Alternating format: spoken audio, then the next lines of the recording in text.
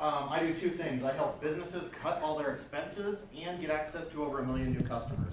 So I have to leave early, unfortunately, so if you want to get in touch with me, I'm happy to explain it more in detail. Drew has my number. I do. Kelly Thompson. I've just started a new business to provide hands-on science education to grade school children.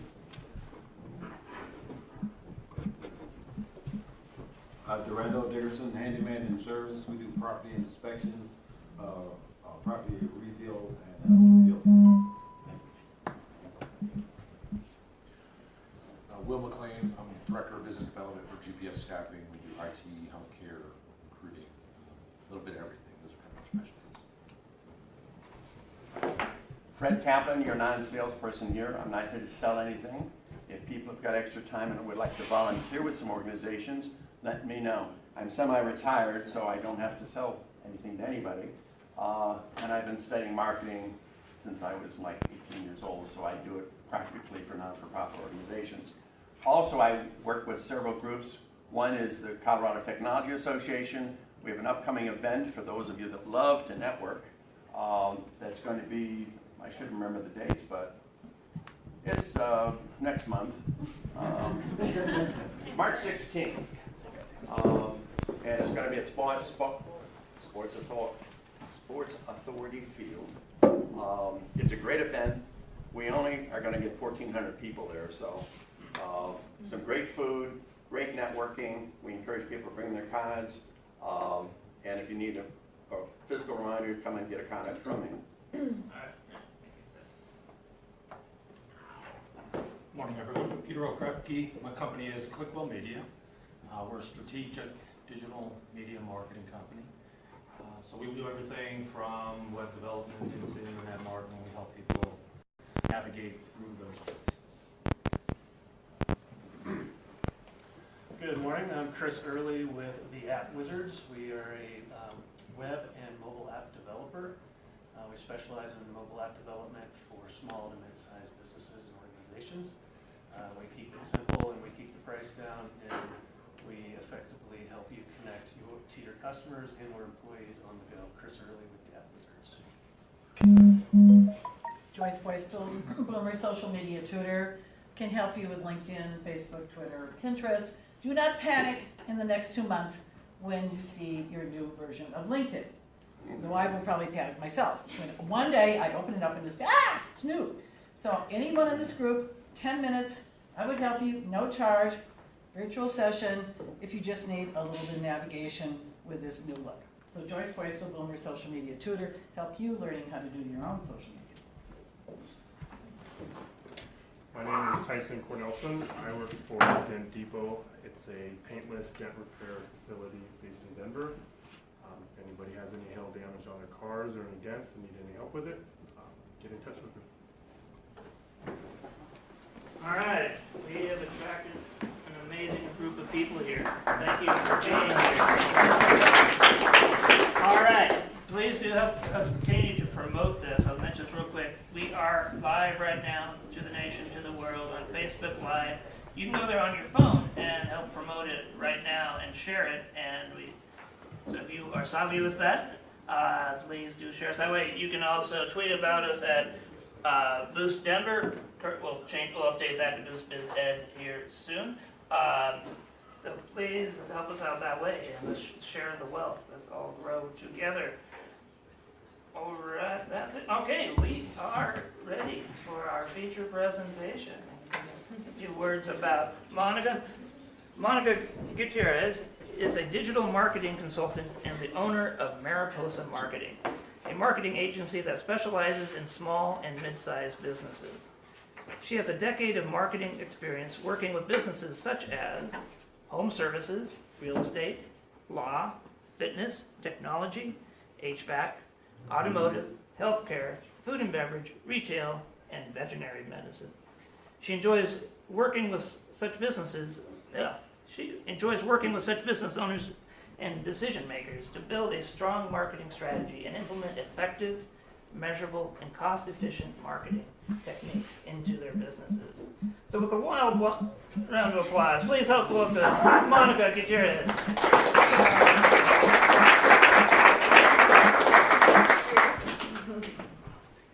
Good morning, everybody. Thanks for coming. So because I'm in marketing, I want to take a picture with all of you to post on my Facebook page later. Is everybody ready to smile? Oh, oh, he's gonna make it better. Okay, thanks. We're taking a selfie. Woo! Okay. Well, thank you for that, indulging me. So, like you said, I'm a marketing consultant, a digital marketing consultant, and I'm specializing most specifically these days in digital advertising for home service industries. Like you said, I work with a number of different small and mid-sized businesses, and I've really enjoyed just working throughout the entire gamut of industries and learning all of the different intricate details of helping them. So today, let me switch it up and put, thank you. Do I have to hit it one more time? Oh, we've got a double yeah, get yours. Okay. So today we're going to be talking about growing your business. It didn't do that when we were practicing this morning. It never does. It never does. And ta-da! Okay, so we're growing our business with better marketing. That's why we're here today. So today I'm going to be talking about the 4 basic steps to building that strong marketing foundation. So we're going to be going over those, and then I'm also going to give you just a few quick and dirty marketing tips that you can apply to your business today. So they're really actionable, hence our theme. I have a document for all of you that I passed out, and feel free to write on the back of it and take some notes, because I want everybody to get something out of this today. If you walk away with some nuggets of information, then it's actually kind of an exercise at the beginning. So kind of think about what I'm talking about and how it applies to your business, or some of you, one of your businesses, and so you can get something out of that today. So like I said, in my experience of working with small and mid-sized businesses, I was really noticing a theme of their pain points and struggles, and when they had a strong marketing foundation, it was significantly easier to help them succeed and for their marketing to succeed. So, because wouldn't you all want to know that the marketing dollars you spend are spent wisely, and that you're not wasting your money on stuff that's not going to work for your business? So having that strong marketing foundation is key to that. So that is what we're going to be talking about today. And so let's get into it. So the 4 basic steps to a strong marketing foundation, I'm going to be going into more detail into determining your unique selling points, also known as your unique value proposition, your unique selling proposition. Those words, industry jargon, but they all pretty much mean the same thing. We're going to be talking about that. Identifying your audience, clarifying your message, and developing your brand continuity. So focus on that. So the unique selling points. This one I feel like is the most important, and the one I want to focus on a little bit more, because this is, if you have this, then it makes everything else easier. So what this means is what makes your business stand out from your competitors, and then more importantly, how does that benefit your potential customer? A lot of people get stuck on, well, I do A, B, C, and D, but who does that benefit? Why do they care? So really focusing on that. So a few triggering points to kind of think about in terms of brainstorming what makes your business unique would be, is there a particular education or credential that you have that makes you stand out from your competitors, that distinguishes you, a specific certification? Have you won a lot of awards for what you've done? So kind of think about that. Also, do you have particular loyalty programs, exclusive offers, that sort of thing? Do you have a particular style that's very specific to a type of niche audience that, you've got your little group going, and you have that unique style, you have a really convenient location, or really interesting products, like a new product that you've invented, Or another one is, I know a lot of businesses are starting to do this where they donate to charities, or they have environmentally friendly products that really distinguish them. They show that they give back. One example that I really like about this is, we probably all heard of Tom's. They have the shoes, but they also make a lot of other stuff. Their slogan is, every product you purchase, Tom's will help a person in need, one for one. They have that copyrighted. So they, trademarked. So they, that's what they do. It's all over their website. It's all over their branding. That's what makes them different. So you know, okay, these pair of shoes are $60, but it's going to be going to somebody in need. So that's their unique selling point. That's what makes them different. And then in terms of kind of talking to a specific niche, another example is the La Quinta Inn. So I'm a pet lover. I've got 2 dogs, and when I drive to Texas to see my family, I have to stay along the way and go to a place that is good for pets. And so my husband and I have figured out, I could tell you every single La Quinta Inn from Denver to Austin, that all of the places that they are and the variation in them. But one thing that they have consistent is they have no pet fees. They give you treats upon check-in, and they have dog poo bags outside. They make it incredibly convenient for you to have a pet there, and that's their unique selling point for me. I will go there all the time for that reason. So really thinking about what makes you different, and then how does that benefit your potential customer. That is the most important point of that. And so there's a picture of a purple cow here. So if you haven't heard of Seth Godin's book, Purple Cow, it basically talks all about this. And that's something I encourage you to read that book. But it's a good way of really teasing out what your unique selling points are, and then focusing on those throughout your marketing, and really making a point to point that out to your potential customers. So I encourage you all to flip over that piece of paper I gave you, and then take a few notes if you haven't already. What makes your business unique? Are you talking about it yet? Do you know what it is? So I'll take a little water break while you're doing that. Okay. So step 2, audience. Who are you specifically targeting? So you've determined what makes you interesting. Now, who do you want to talk to about this? What makes you unique? So that specific audience, this is, because we all know, if you're talking to everybody, you're actually talking to nobody. So you want to make sure that you're narrowing down who you're speaking to, and doing that as specifically as possible. The more specific you are with that, the better. So on a very broad scale, business or consumer, obviously, and then going down, can you get further with demographics, with age, marital status, location, and then I also like to take it a step further and look at, you're identifying your primary audience. So who is your primary target? An example of this, I'm working with a carpet company who they know they're targeting married women with 2 children between the ages of 28 and 45. That's pretty specific. That's a really, it makes marketing to their audience a little bit easier, because they're not just saying homeowners that live in Denver that have carpet. Like that's kind of hard to narrow down. So that's a good primary audience. But then, in addition to that, can you narrow it further based on your offerings? Do you have a business that has a few different types of services or products that maybe isn't going to fit everybody, but you can target your marketing around who that specific product is for? So for example, I worked with an HVAC company. They had an AC type of service that they could do for houses of a particular age. It was only applicable to older homes that needed this particular type of service. So we had to figure out the age of homes and target homeowners in a specific area with a specific age of home. So it wasn't just all of the homeowners in the Denver metro area. It was a lot more targeted, but it was a specific product that we were talking about.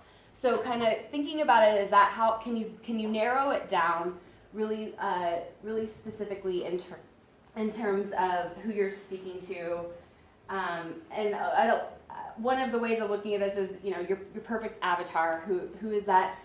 Sometimes you can put a name to them and picture who that person is, and that's who you're talking to when you're marketing your business. And your messaging. So this is how you tell your audience about your unique selling proposition.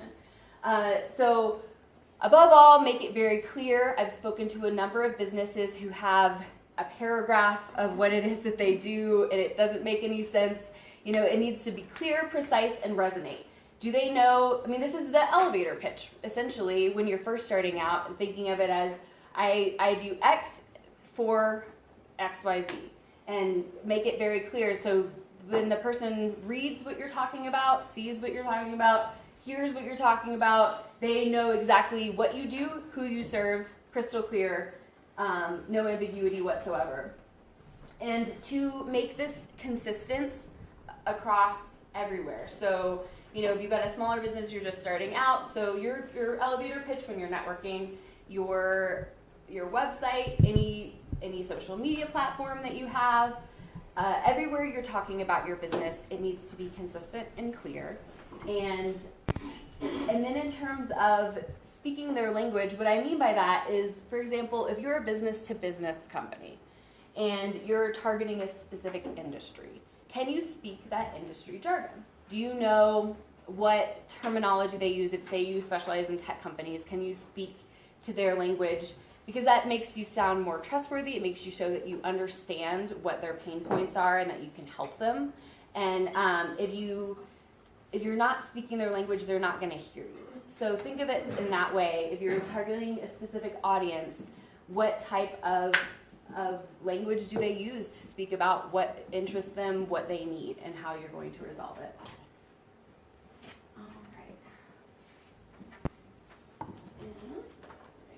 Okay, and then the fourth step is brand continuity. So I know we probably started out a business, and one of the first things you do is get a logo, right? You hire somebody, you go to 99 Designs, you get your favorite uncle to help you with your logo. Does that mean you have a brand? No? Okay, good.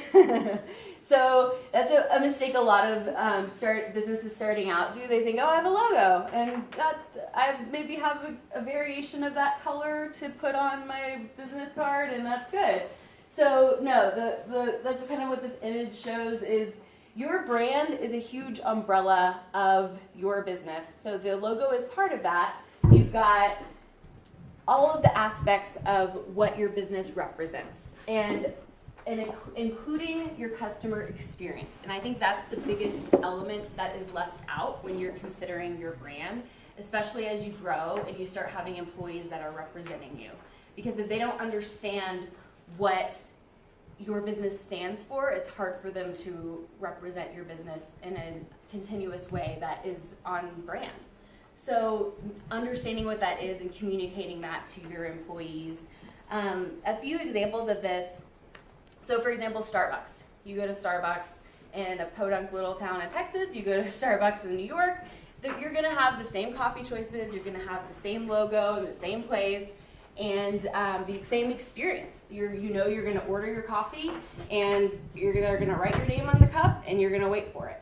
It's the exact same experience in every single Starbucks. So if it was different in Texas as it was in New York, they would lose that brand continuity, and then therefore you would lose trust with your customers. And so thinking of that over time, especially as you're growing, if you have one store and you want to open another one, is it the same thing? Are you keeping that continuous? Because when you're small, it's easier to contain, but when you grow, that's when you really want to make sure that everything is precise there.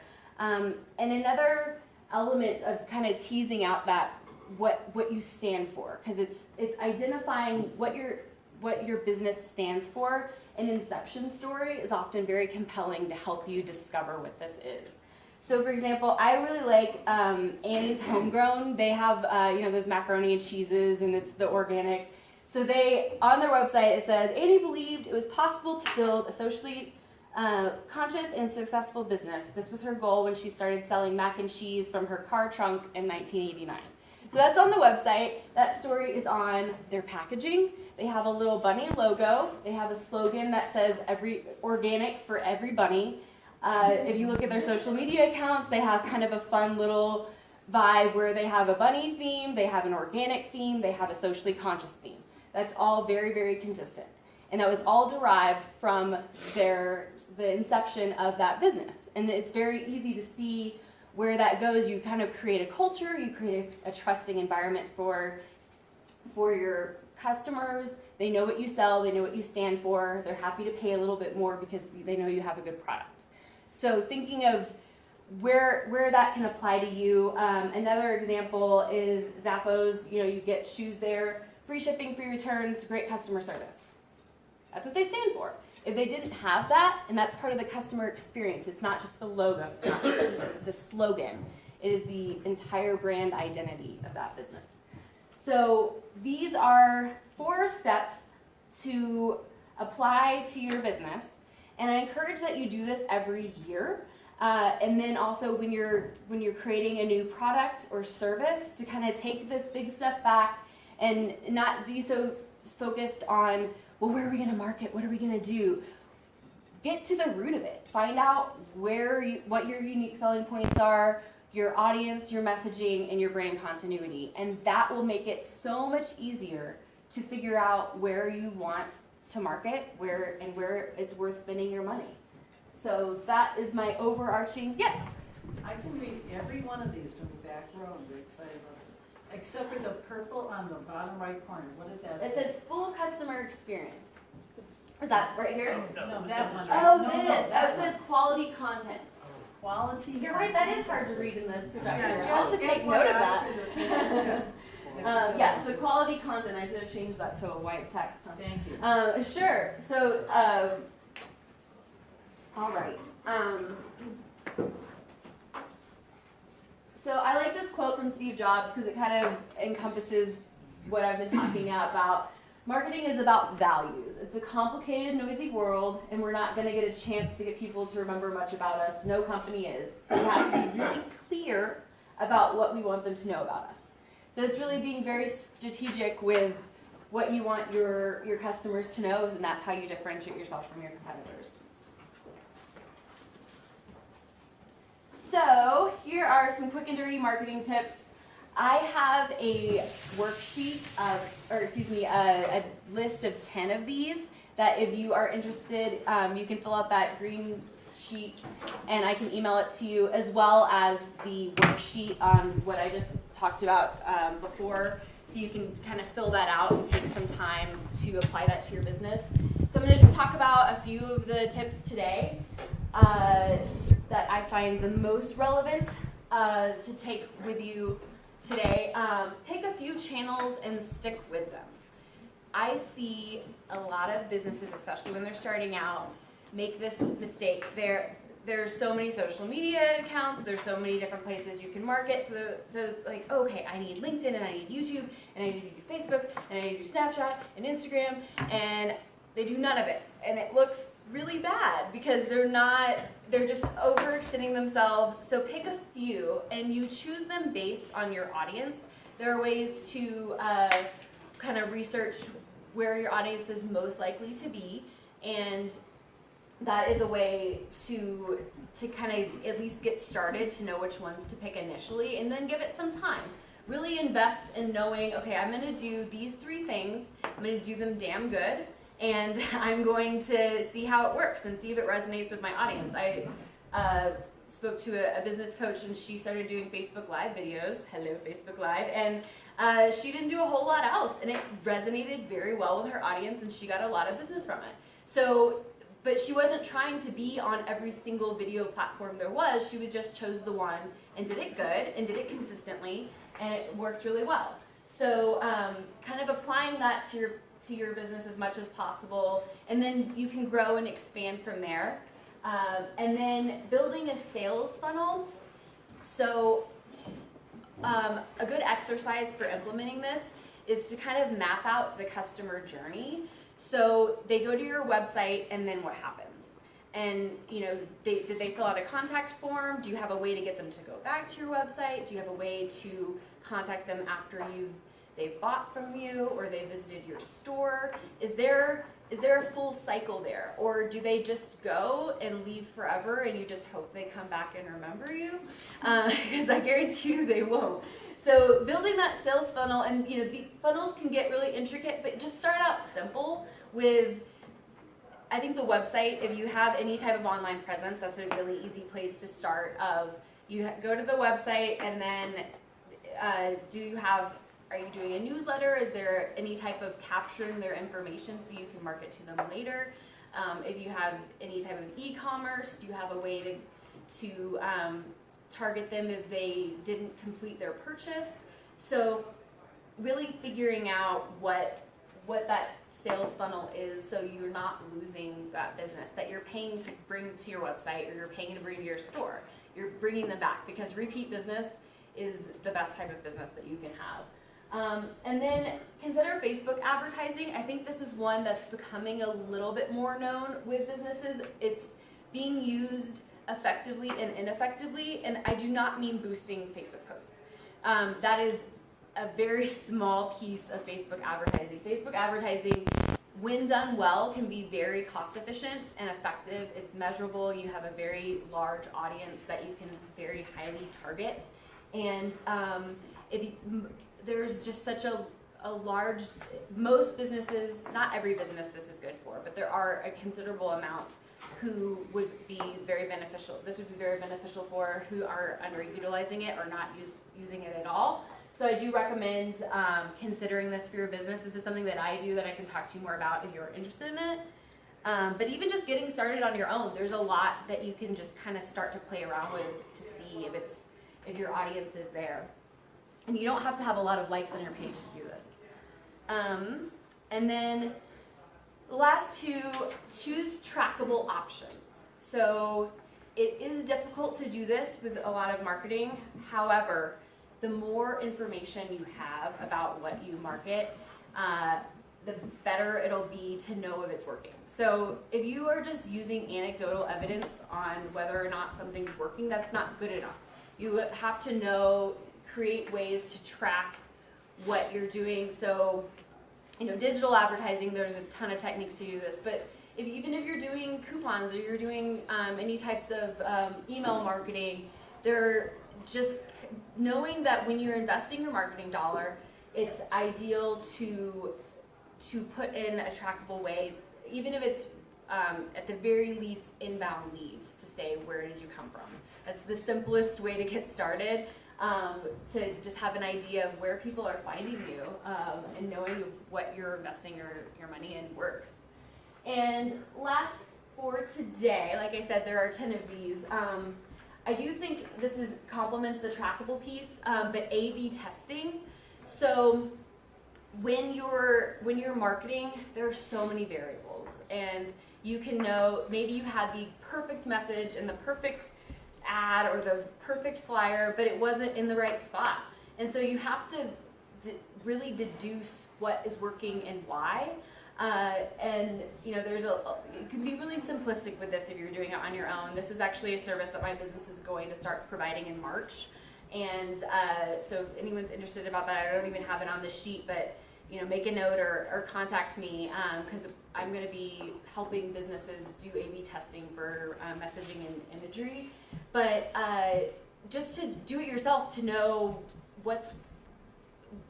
to kind of start narrowing down what's working and what isn't. So you're testing audience, you're testing messaging, you're testing locations of things. Keep at it. So those are the primary marketing tips today. And if any of you have more information or would like more information, like I said, I have that checklist that I can send you. I also have the marketing foundation worksheet. Those are completely free. Just fill out that green sheet with your email information. Make sure it's legible, please. And I will email that to you. I am also offering this group today a 25-minute marketing consultation. If you have any questions about any of the 4 foundation marketing foundational steps, that's something that I can really help. So, for example, a lot of people choose the unique selling points to kind of help tease out, I'm one of a million, web designers or something like that. How do I distinguish myself?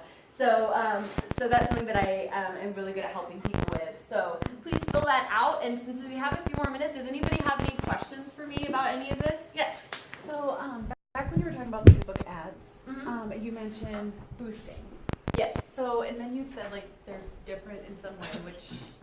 So basically what I was saying was boosting does not mean Facebook advertising. It is a piece of Facebook advertising. So a lot of businesses say, oh, because Facebook makes it their business. They make it super easy for you to pay them $5 to boost your post to the people that like your page. And sometimes that makes sense, and a lot of times it doesn't make sense.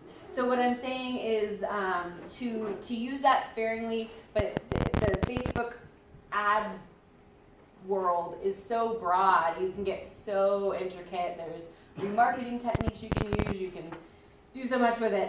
But so what I'm saying is that's just a very small piece. So use it sparingly. And make sure it's working. Look at your insights. If you do boost it, did you get engagement from it? And that's a good way of looking at that. I meant to mention that with the trackable. Facebook Insights and Google Analytics are a really good way to at least get a feel for what's working on your website and your Facebook page. But yeah. Anybody else have anything? All right. Well, thank you very much for listening today. I appreciate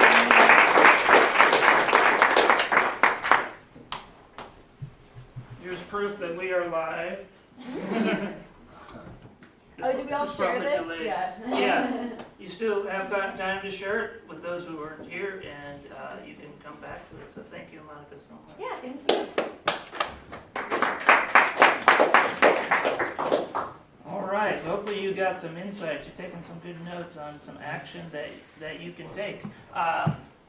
Monica, will you do this presentation elsewhere as well? Yeah. I currently don't have it scheduled, but I can keep you posted when I do. All right, so if someone has an opportunity, would you like to hear about it? Absolutely, All yeah, right. that'd be great. Good. So if you know of another group that would benefit from this actionable information, let us know. Thank you very much.